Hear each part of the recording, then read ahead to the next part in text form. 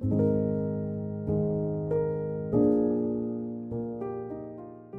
to be talking about beyond the board seat and why meaningful board appointments happen and why they matter. Because to me, a board appointment isn't simply a board appointment. To me, a board appointment truly has to carry meaning. It has to have a reason why you are there. Because if you are simply there because it's the next step in your career, you are not going to always deliver the best. You are not going to be a board member. And in a way, this is almost a selfish reason why I want to talk about this, and you will understand why as we move on through the slides. Now, I'm just putting up this one slide to ask you that please, all material is our own, it is our IP. If you want to use one of the slides or some of the material somewhere, feel free to reach out to either myself or Janine. We will give consent for that, unless you obviously are our direct competitors, then please don't steal my stuff. But we will give consent.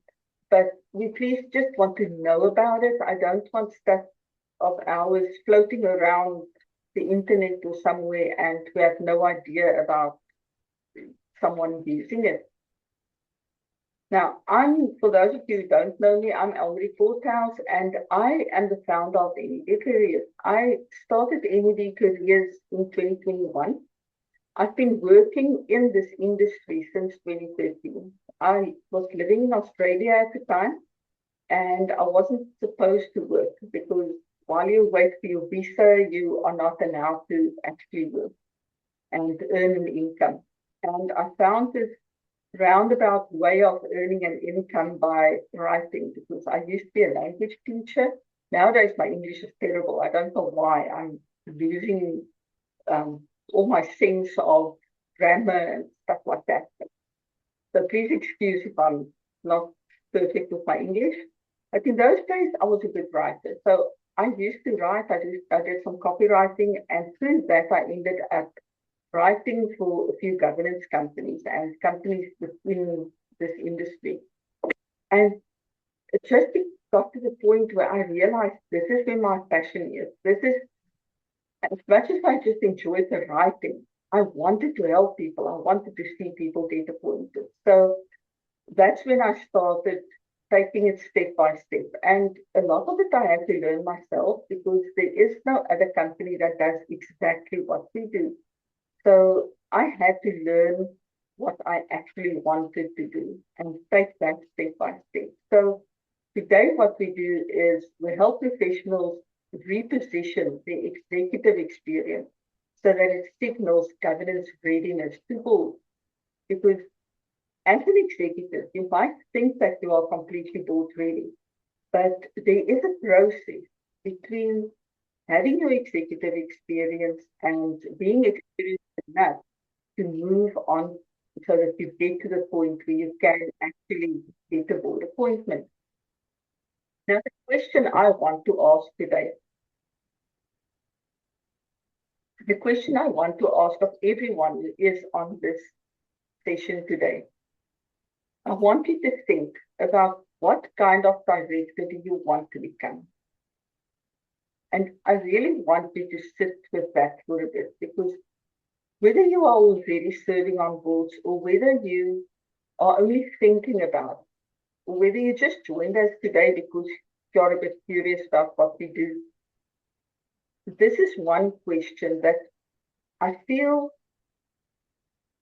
people are getting ready for board service. And even some of those who are already serving on board don't really consider. They consider the director and they consider what they will do once they serve on that board. But what kind of director do you want to be? And this is something that is so important to me. I really want you to ask yourself this one question. Because when I meet with people, and the first time that people reach out to me, invariably I'm asked, How do I get a board appointment? How do I build my board CV? Or will you build my board CV for me? How do I prepare for interviews? How do I network? How do I meet people within the board sector? So those are the questions that I ask. But nobody ever talks about what kind of director they want to be. They tell me, oh, I want to work in this industry and I want a board role with this company or in that sector or in that country. But rarely do they ever just communicate how they were thinking of themselves as board members. And this is why I started NED Careers. When I started NED Careers, I was back in South Africa and I was watching the news one night. At that stage, I was following the news of just about every country because I was already working with board members and I was working with board members across the globe. And I wanted to know the background. And many of my clients actually commented on the fact that I knew their political circumstances, I knew societal things that were happening around there. So I knew what was going on around the world. You could ask me anything around politics for whichever country, the economy, I knew that. And as I was watching the news that one night, because I always followed as much news as possible so that I could keep up, and I also asked my clients questions so that I can get the story behind the story. But as I was watching the news that night, it was just one bad project or news broadcast after another. It was every single bit of news was bad news. There was nothing positive. I was looking for something positive and there was nothing.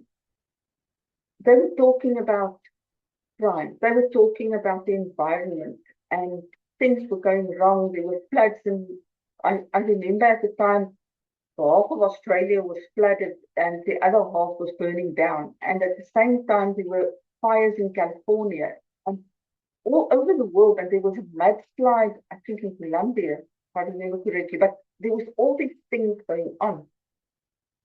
And they were talking to someone from an aid organization. And this person said that they desperately need aid. People must please come and make donations or bring water and bring clothes because they need to take it to this certain part of the world. And that stopped me in my tracks because I was thinking, okay, this one man, he's got this organization and they are now making a plan. They are doing something. Went to bed that night and I couldn't sleep because I started thinking about the visuals that they showed, about these children sitting and literally looking for something in the mud. And the fires, and they were showing animals that were rushing from the fires, little koalas and stuff. And I was falling. I'm honest with you, I cried half that night. In a way, I felt almost responsible for doing something to solve all of these problems because I was thinking, okay, so here it is crime and this was happening, and in Australia that was happening. So the environment definitely has an impact, all this environmental change, and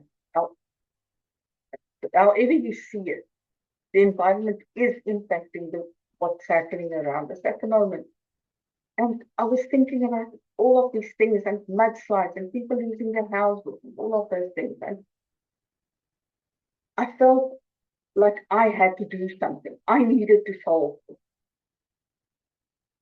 That night I realized I'm one person and I'm one woman from South Africa. What can I actually do? What is there that I can do to make a change? I can't reach everybody. I can't do anything to help everybody. And I realized I needed to start somewhere.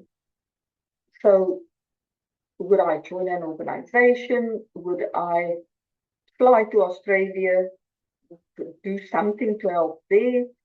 What can I do? And it was as if that answer just came to me during the night, that I can't do anything, but the boards that I helped impact, they are the ones who can do something to solve these problems. And suddenly it was like this light bulb moment. Like every non-executive director that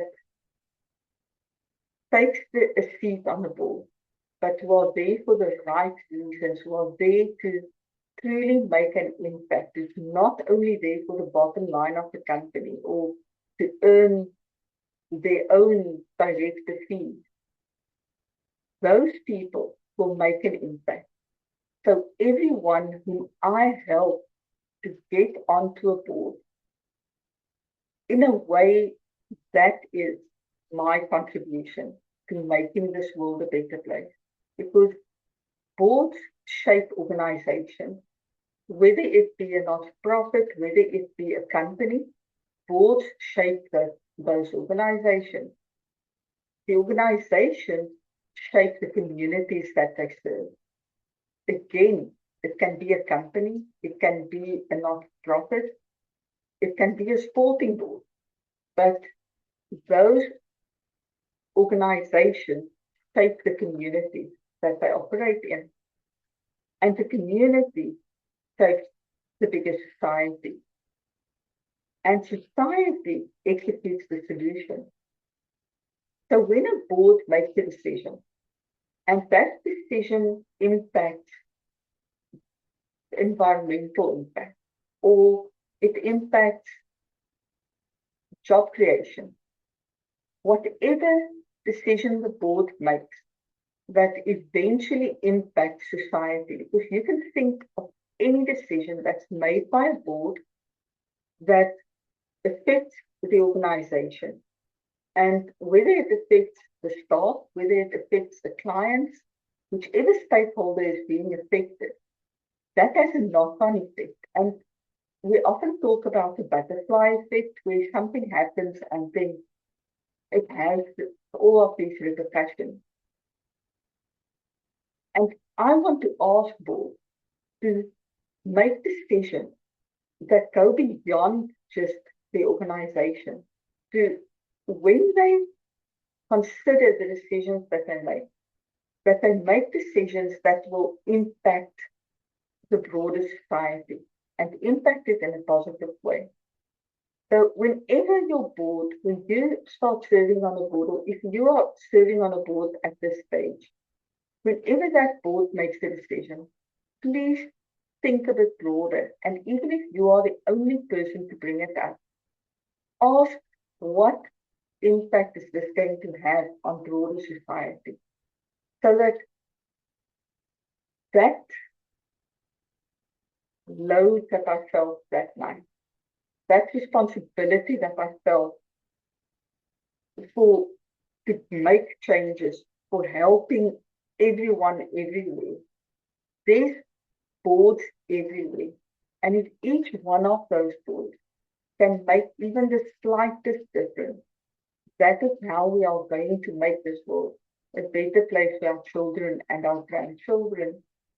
So please, when you serve on a board, think about what we're talking about today, what I'm talking about.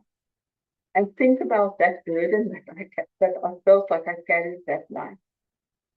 And please take a part of that burden and take it to your board. And see that the decisions that that board makes actually impact society in a positive way, because that is how we are going to find the solution, and we are going to get society to execute those solutions. But it starts with the board. And every board starts with one single board member who brings this up and actually drives that change. Now, a board seat is not a destination. Many people think that they take on this journey of board search, because that's the space that we work in, is board search specifically. And they take on this journey, and then they think the moment they get that nod, the moment they sign that contract to say that they are a board member, they've got this 2 or 3 year tenure, that they are going to serve on this specific board. They think that that's the destination, but it isn't. The appointment itself is merely a milestone. The contribution that you make while you serve on that board, that is the destination. So don't think about board service in terms of getting that board seat. Really think broader than that. Start considering that, okay, once I get to that board, once I take that board seat, what am I going to do there? How am I going to show up? As what am I going to show up on that board? Because that is the destination that you need. And that's the destination that you need to keep in mind, is the contribution you will have once you serve on that board, not getting that board seat. The board seat is a milestone. It deserves to be celebrated. I honestly celebrate with every client of ours that gets appointed. But at the end of the day, that is not where it ends. It really only starts the moment they get that board seat, because then they can start implementing these things that matter to all of us. Now, let's talk a bit about the technical stuff as well. I don't just want to talk about my burden and how you can help lift this burden a little bit. Executive leadership is not the same as board leadership. Many people see a board career as the logical next step to their executive career. And that's why so many considered board service as something that will happen once they retire. More and more people are realizing that you can actually start with your board service much earlier in your career. Now, what does the executive do? The executive within a company executes strategy, but the board oversees that strategy. The board are the ones that decided on that map. They saw the bigger picture and they created that strategy. But it is the executive's job to execute that strategy. The executive does make decisions. Some people have this idea that the board makes the decision and the executive only carries out the decision, almost like they are the board's puppet. And that's not what happens. As much as the board does make decisions, their decisions are based around strategy. The day-to-day decision around executing that strategy lies with the executive. So if the executive, they are not the board's puppets. Although the board oversees the executive and that oversees the strategy that the executive executes, the actual decision making on a day-to-day basis happens within the executive and not on the board. The executive leads operations. Boards are not operational. They are not supposed to be operational. Boards are there in a governance role, not an operational role. And it's the executive that's supposed to deliver results. Now, when I talk about executive, in a sense, I include all levels of management, because it's expected from your lowest management up to your C-suite to deliver results. And each one, as they step up to the next level, has even more ownership, has to take more ownership over the results that this company eventually delivers. What the board does is they oversee the strategy. They tell the executive, this is the strategy, these are the decisions we made. Now you need to go and you need to execute the strategy. To do that, the board members need to exercise judgment. If you are not someone with good judgment, you will probably not be an effective board member. You need to be able to see anything from all sides. And in this case, like what I wanted to talk about today, have a look at how the board's decisions impact society. So add that to the judgment, bring that into the equation, and see that it's not only the company's bottom line that gets the advantage, but that society as a whole also is advantaged in some way by this board's decision. The board provides stewardship. So the board is there almost in a supportive capacity because they need to support the executive and they provide stewardship over this company. And therefore, they are not the ones executing the decision. They are stewards taking care of, almost like, I don't want to say babysitters, but they need to take care of a company as if they are the babysitter of this company. They really need to care for the company. If the board members do not care about the company and about the company's vision, the board is going to be ineffective. And what the board's main role is to create long-term value. Boards cannot only look at tomorrow. Boards need to almost be able to see around the corner, and that is why they need people with diverse expertise. Because if they only have people who have one set of expertise, everyone on the board brings the same background, brings the same sectorial experience, industry experience. There are certain corners that are not going to be able to see around. Whereas if they bring in people from diverse backgrounds, with diverse knowledge, and especially diverse ways of thinking, that is how they are going to be able to see around the corner that is in future. And in that way, they are going to be able to create long-term value for this company. Now, board qualified versus board ready. And this is something I talk about so often because many people are board qualified, but they are not board ready. They consider themselves board ready because they don't really consider what board readiness looks like. They don't consider that to be board ready, you need more than just your executive experience, or you need more than just certain qualifications. To be board qualified, you need certain qualifications, obviously.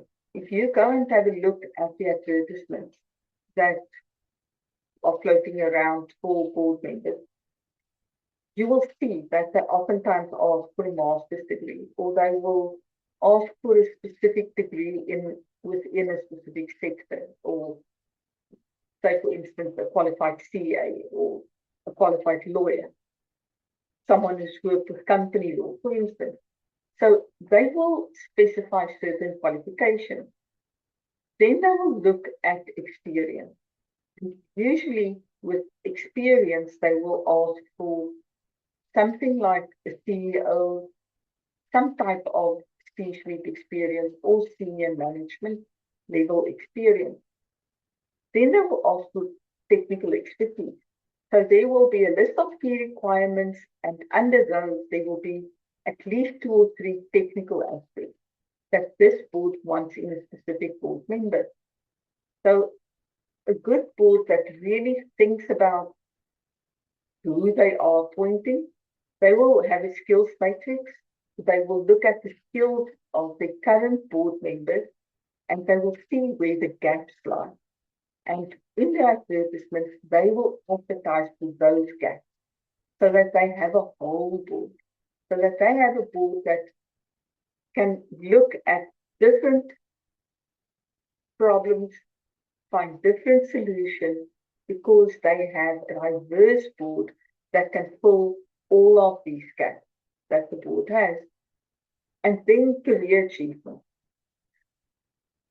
I always talk about Dr. Phil. I used to, when my kids were small, I used to watch Dr. Phil. And the one thing that he said that has always stayed with me is the best predictor of future behavior is past behavior. And therefore, you need to be able to not only verbalize, but in your application document, get the message across of what your achievements were. Because if you've achieved certain things within your career, whether it was just some successful outcome of a project that you had while serving within a certain company, if you can look at those achievements, verbalize them in a way that makes sense to this board, or put them in your document in a way that they can see, okay, this person has done this before. This is what we need. So because they've been able to do it before, they'll probably be able to replicate it again. So their past behavior predicts their future behavior. And that is why my clients always laugh at me. They say, oh, you're Mrs. Success, because I always ask them, what are your success stories? And I include as much as possible of those in the application document, because it's those success stories that set you apart from the other people who have the exact same experience as you, the exact same qualifications as you, with the same number of years in the same sector. But if you can get the message across of how successful you've been, specific successes, specific achievements, that can oftentimes push you ahead of the pack. But being board ready is not just that. Those are the things that make you board qualified. To be board ready, you need to be able to see the big picture. You need to have practiced long-term thinking. You need to have practiced looking at really complicated problems and finding solutions to them, because boards often deal with extremely complicated situations. And it's those people who are able to unravel that ball of yarn and find the solution to that. Those are the people that make the really good board members. Obviously, you need to be able to exercise judgment, because on the board, there's going to be a number of people. When things are being discussed, some of it is going to have a clear solution, and the board will agree very quickly. But it happens more often than not that the board is divided, that maybe even if there's 10% of the board that thinks different to the rest of them. But often it happens that that 10% is actually right.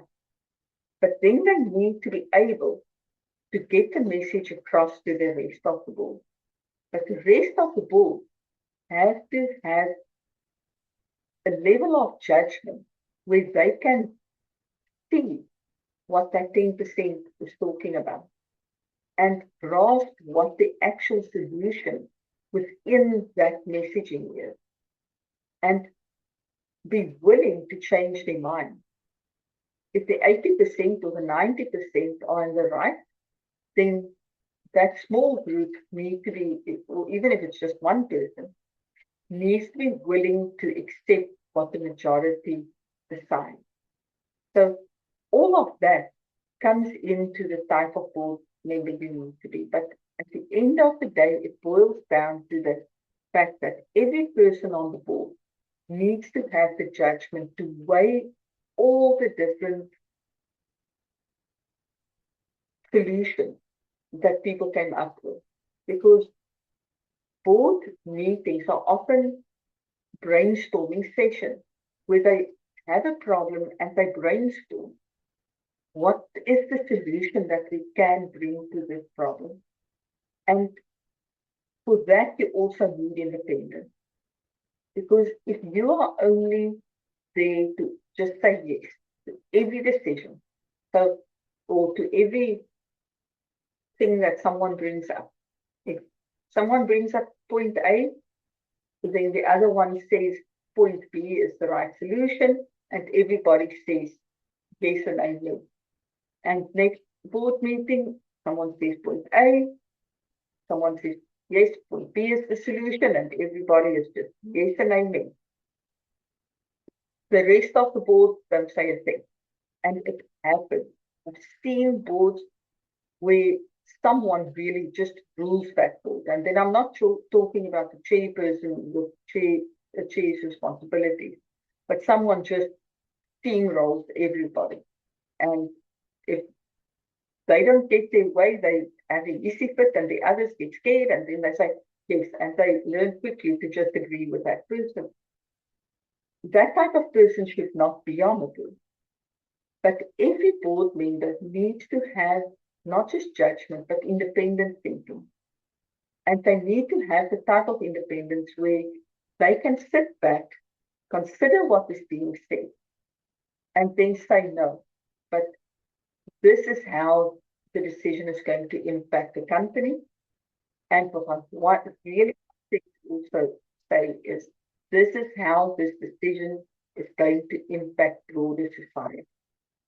So that the decisions that this board makes are all part of the thinking of every person on the board.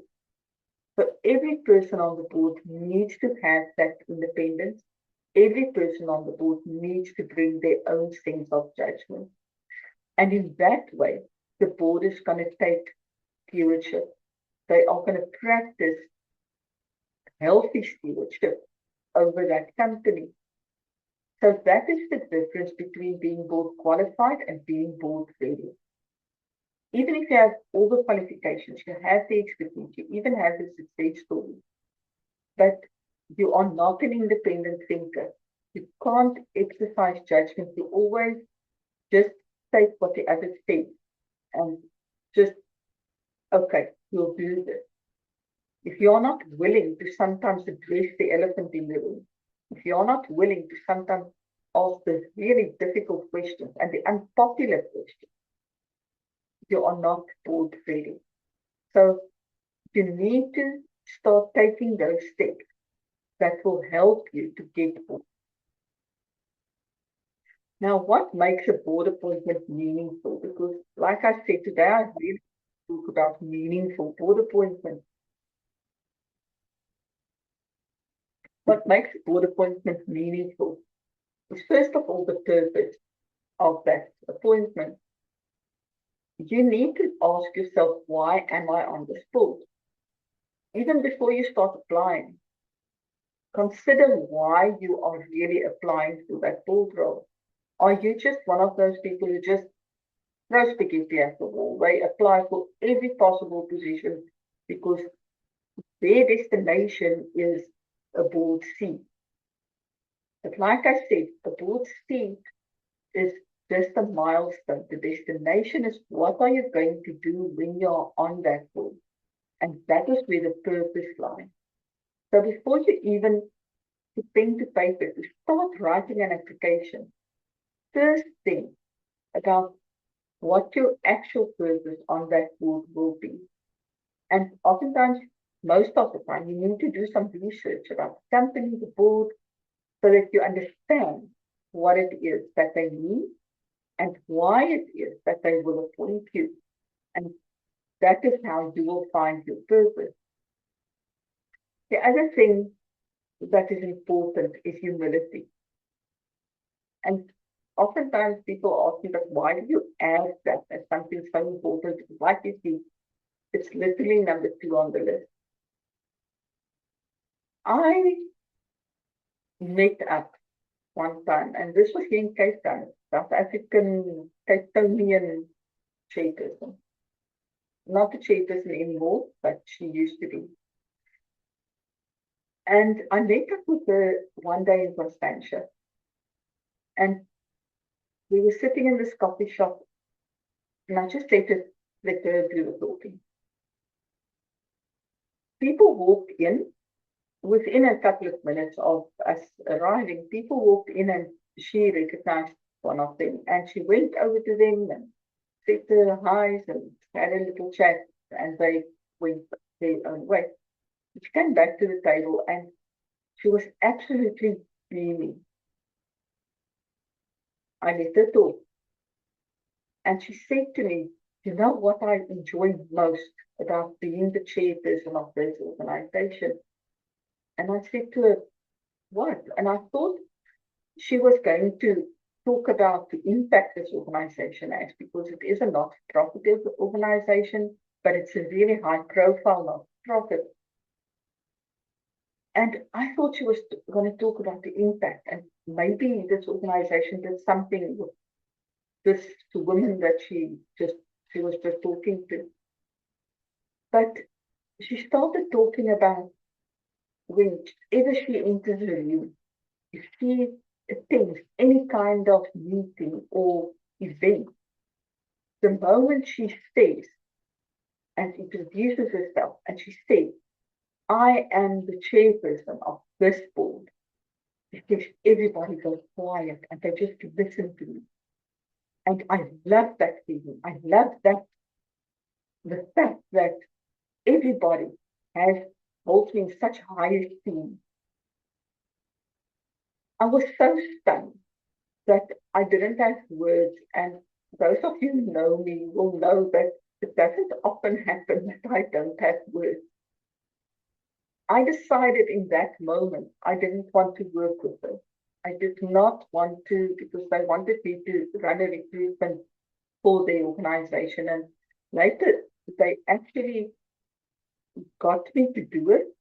I started doing it, and about 2 weeks in, I let the deputy chair know that I'm basically firing myself because I'm not up to dealing with this. I can't work with their organization if this is how their board is. And if the chairperson is like that, the rest of the board takes on that kind of almost persona. And they say when a fish rots, it rots from the head down. And it's the same with the board. If the chairperson is rotten, the rest of the board is going to be rotten as well. So choosing a chair for any board is extremely important. But the main characteristic of every board member needs to be humility. Because there's a reason we say board service. You are there to serve. You are there as a server, almost as if you are a waiter. You are there as a server. You make really important decisions. You contribute to really important discussions. At the end of the day, your role entails serving this company, not running the company. The executives run the company. You serve, you take on that stewardship role. And that entails service. And to be able to be an effective server, you need to have humility. You need to be a truly humble person. The most humble leaders that I've seen in my life have become some of the most effective board members. And those people have stepped up to become chairs. And they chair some of the best functioning boards that I've seen in my life. So when you get a board role, celebrate a milestone, but remain humble and remain the steward of that organization.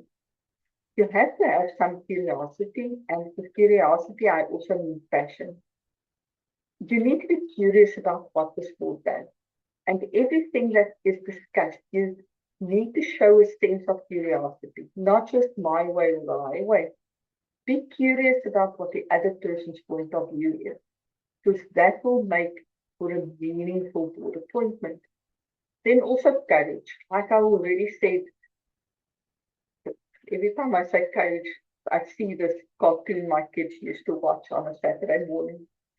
But you need to have the courage to bring up the point that someone else doesn't want to because it's something difficult to discuss.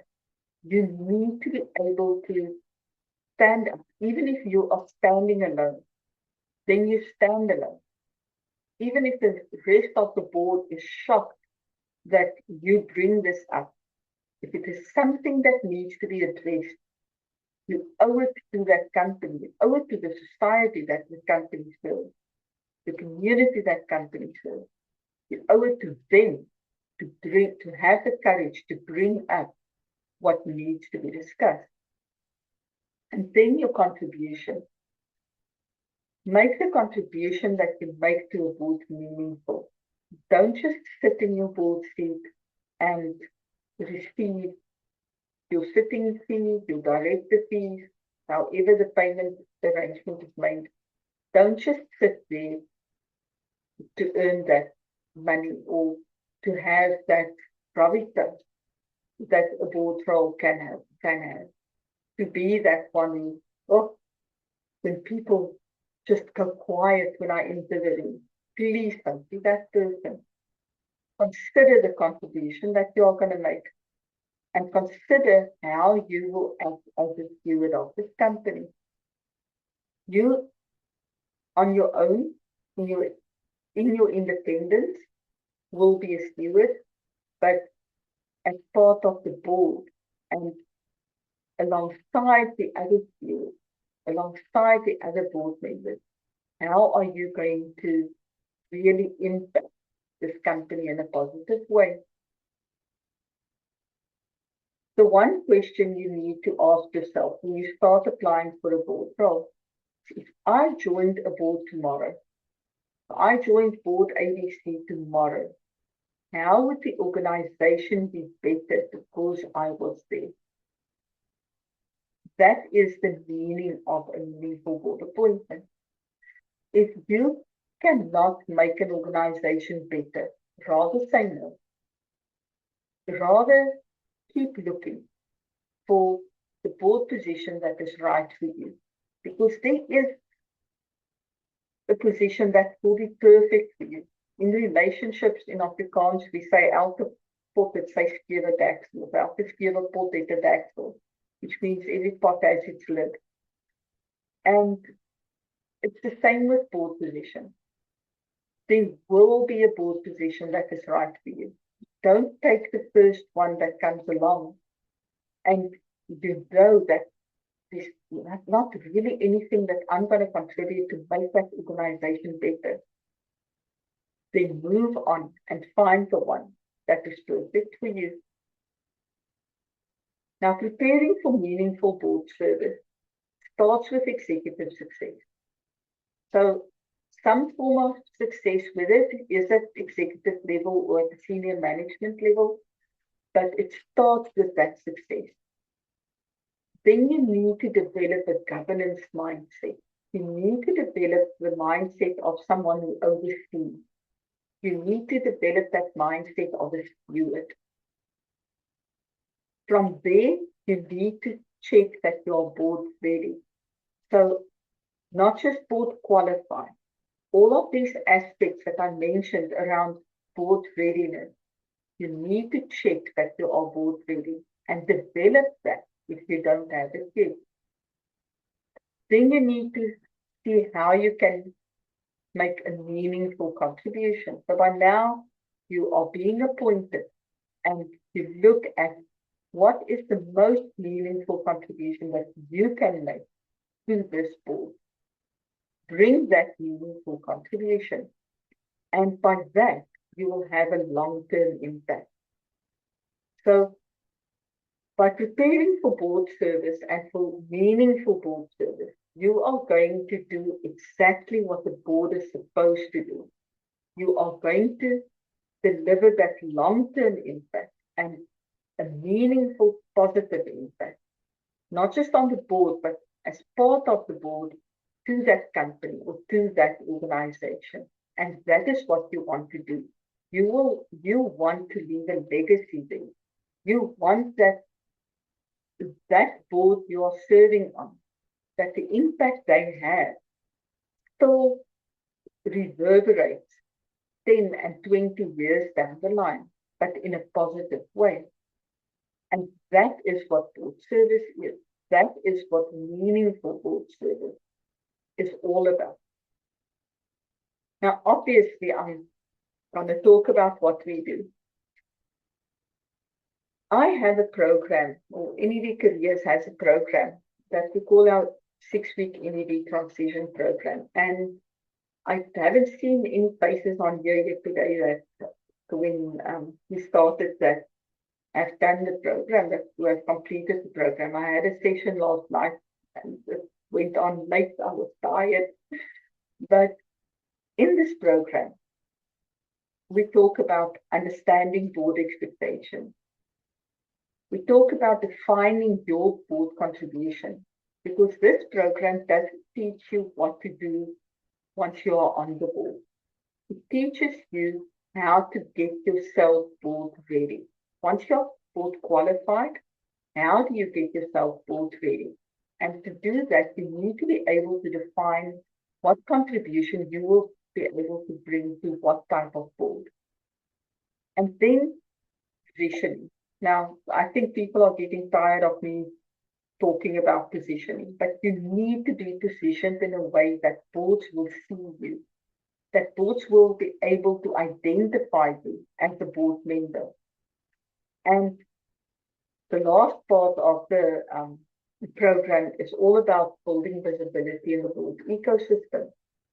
So this is just the condensed version of what we actually do. The whole program is built around our board readiness framework. Now, I have a framework that's much more complicated, but I took away all the little bits and pieces and brought it down to the 3 things. And the first one is where we start, is what is the contribution that you will be able to make. So in the first week, you get to know yourself. And one after another of the attendees of these programs tell me that after week 1, they saw themselves in a completely different light because they didn't realize what it actually is that they have that they can offer a board. So I draw everything out of you. You are really going to see yourself in a different light. Then, also as part of contribution, in the second week, we look at the boards that are out there, the type of boards and what they are looking for, so that you can see where those two align. And once you see where those two align, we move on to positioning. So now you know what you can bring and what type of board you can bring that to. And the positioning is mostly about positioning yourself as far as your documents are concerned, but also positioning yourself in the board ecosystem so that you can be noticed, so that you become a known entity within the board ecosystem. Even before you take your first board role, there are ways for you to make yourself visible so that they can know about you. And they find it easy to reach out and say, but we want you to serve on our board. And then the last part, which happens in week 5 and 6, week 5 still has some positioning in it, but week 5 and 6 is about activation. So we start activating your board search and you start applying, you start submitting applications, you start building the correct network that you need to get a board role. So you start looking at how you can meaningfully contribute to board. But it all starts with your positioning and activating that positioning. This program is for senior professionals, it's for executives, and anyone who is seriously considering a board role.